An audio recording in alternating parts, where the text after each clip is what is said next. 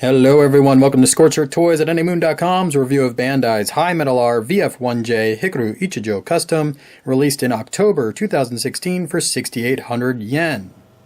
Continuing with tradition, this toy comes in a lovely Tenjin decorated box. Inside that box you'll find two trays of goodness. There's the tray with the toy itself, which has wings with no hard points, wings with hard points, and mini wings for Battroid mode only, 3 landing gears, a canopy, 4 sets of TV-style missiles, chest cavity fillers, 2 turbine detail pieces.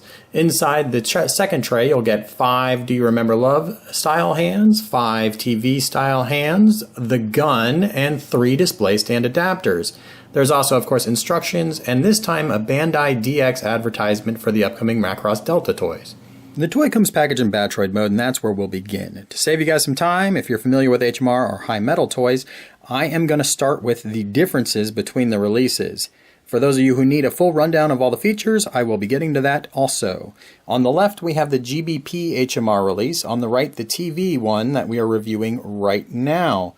On the left, you can see a grayer color, squared off stripes on the chest versus angled and then angled, and also a gray visor on the head.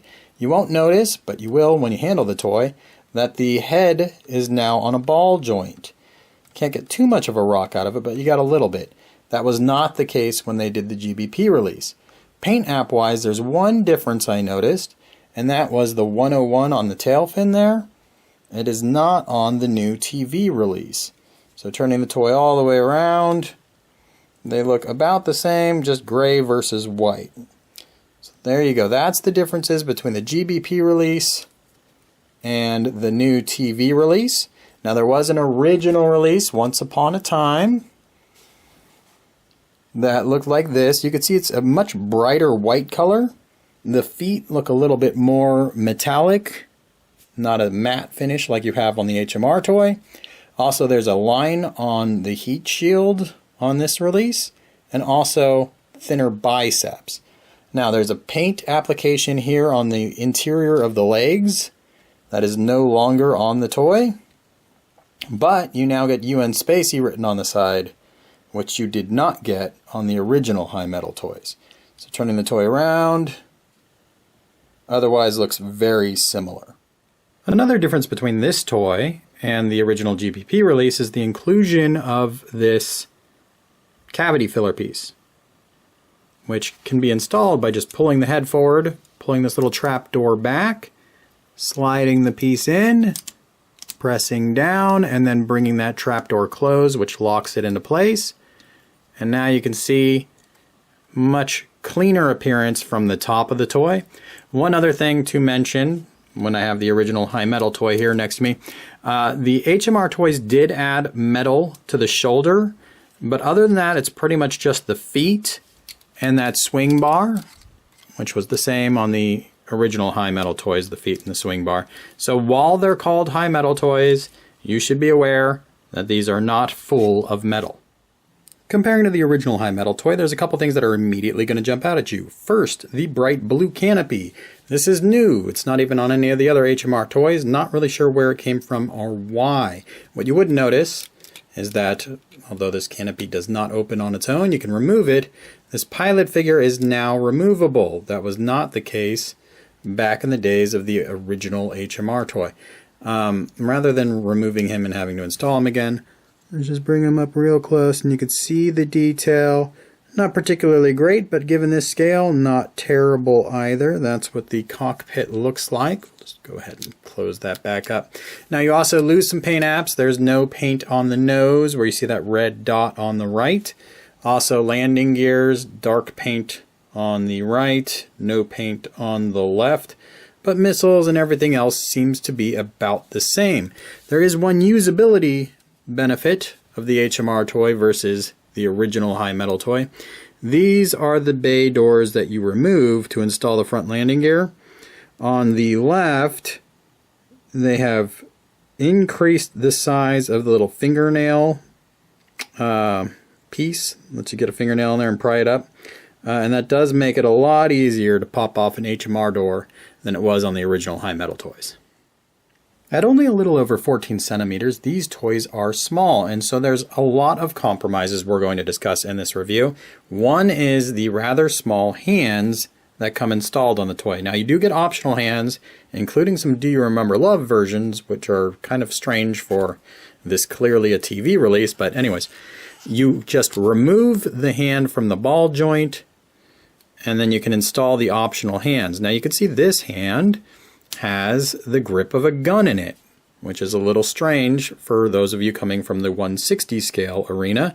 So what you do is you actually just remove the handle of the gun, and you need to remove this handle to collapse the gun. So that is one of your size compromises there. We could just install the gun now on that handle that's already attached to the hand. Now the good news there is this gun is going to stay on incredibly securely and looks great. So it looks good. It just has that weird need to track down one more part when handling.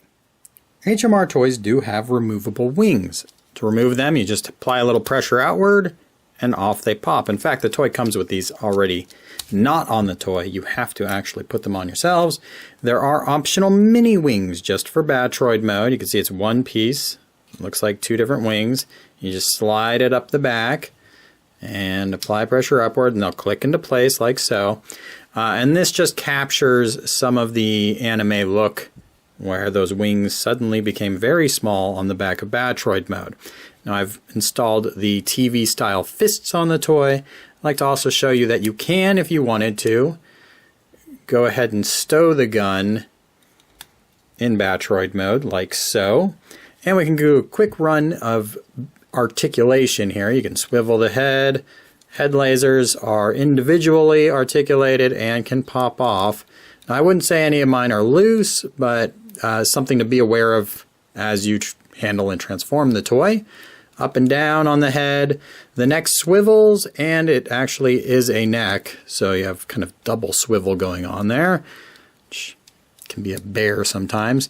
The shoulder joints are incredibly stiff, and I have broken one of my HMR toys at the shoulder. So be careful when you first handle the toy.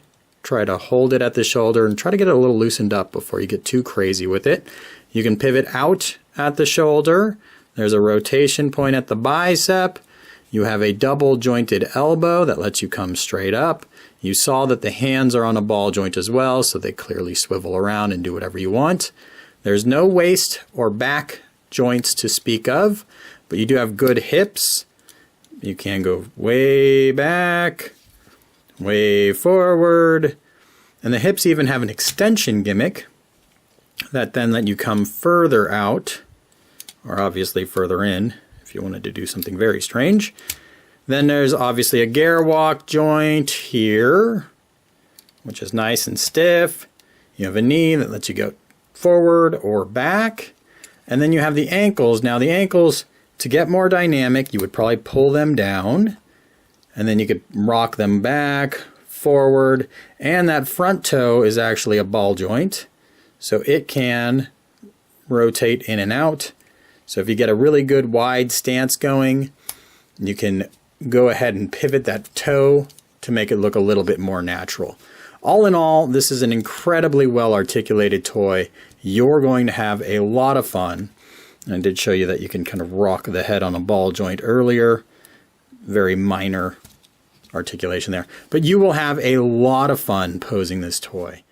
The toy does come with 3 display stand adapters, but it does not come with a display stand. So I'm not going to waste any time showing you how to use those display stand adapters in this review. However, if you do want to see it in action, definitely check out my GBP review. Alright, this is Gerwalk mode, and I do have a separate transformation video I highly encourage you to check out because this is the heat shield that was on the toy in Battroid mode. It is not perfect transformation. You can see there's a hole at the top. There's a peg in the chest that locks into that hole and holds Battroid mode together. So you can't just ignore that piece and have a blue canopy in Battroid mode. Obviously, it wouldn't look very good if you could, but you can't do it. It won't lock together. I mean, I guess if you don't care that it doesn't lock together and looks kind of weird, you could, but that's on you. The other thing to point out is I have the standard hand on the gun right there. I've got the grip in there. This locks together and holds very tight on the gun. So there's no reason to be concerned that the integrated hands aren't going to hold the gun well. They do a very good job of that. They just look a little bit small. The toy, obviously in Gerwalk mode, holds together great. That's because it's got some pretty intelligent design on the hinges for the shoulders. They also slide back and forth. Again, check out my transformation video. It's pretty cool. When your toy is brand new, the joints are going to be so stiff that you might accidentally pop the arms off. They are on just little plastic rods and clips. They should just pop right back on. If that happens, nothing is breaking. You can get good wide stances. You have good articulation of the extended feet. So everything works out very well in Gerwalk mode. This toy has a few extras that are revealing of some of the compromises as well. So there are hard points on the wings, so you have to uninstall the hard pointless wings and go ahead and put these wings on and have the little circles there. The missiles install very easily by just plugging right in, and they stay nice and securely on the toy, so high praise there.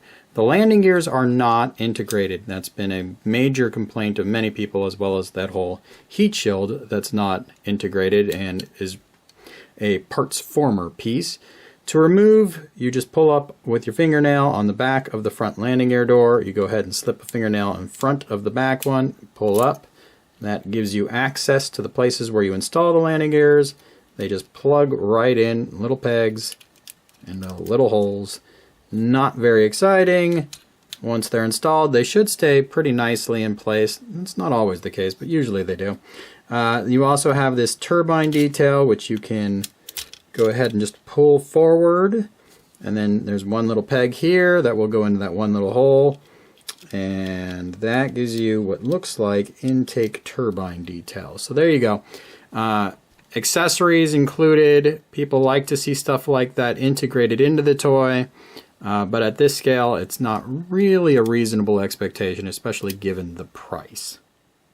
So fighter mode, beyond the fact that there are some pieces that are not integrated that we'd all like to see integrated, does very well. The landing gears have enough space. They obviously don't roll. There's no rubber tires, no articulated tow bar, no air brake at the top. There's just, again, no opening canopy, and you got this bright blue canopy for no apparent reason. Other than those little issues, very, very good, incredibly solid, which is huge for playability and everything else. Handles very well, looks great from pretty much every angle. So it's small, it's not incredibly expensive, so it asks that you forgive the fact that you have to install some extra parts for that benefit.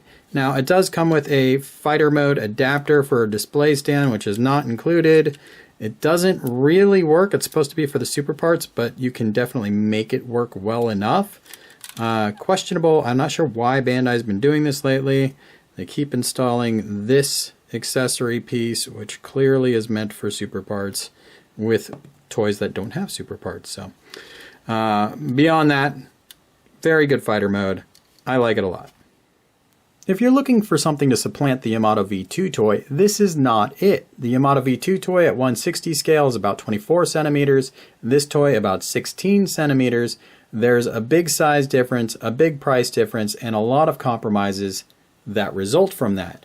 The Yamato V2 toy, stellar. It's a great toy. If you can afford it, you should get at least one, maybe more.